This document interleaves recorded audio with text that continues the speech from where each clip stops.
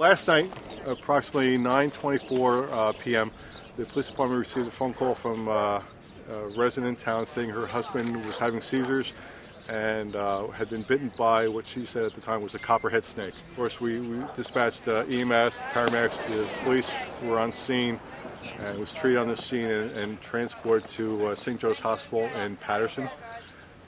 At that time, they realized it wasn't the copperhead that had bit the victim, it was an albino Cobra snake, all of which were highly venomous. The victim, when he had purchased the reptiles the day before, was told that the venom sacs had been removed, and so when he was handling him and he was bit, he was reaffirmed by the seller that they were removed, so he thought that he was safe. It was just a snake bite. He was treating it as such.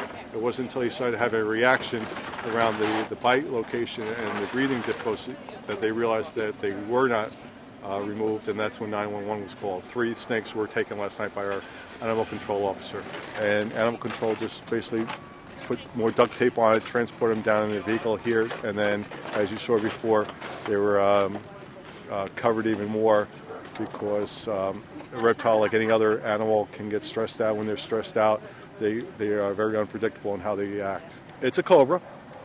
It's an albino, so it's translucent, almost like a pale yellowish color. All 3 snakes, the albino cobra, the rattlesnake, and the copperhead, were purchased together. I believe they were purchased in Pennsylvania. I do not have a location. All the snakes are considered potentially dangerous. All of them would have to have a special permit for this state. The matter is being investigated by the Fairlawn Police Department and the State Department of Fish and Wildlife. It's, while it's not legal to possess it, the concern is more of the victim and his recovery. It's when I spoke to the hospital this morning, all they would tell me, he's alive. He's in a critical care unit. But they didn't say critical, serious, but I'm going to assume it's at least serious at this point.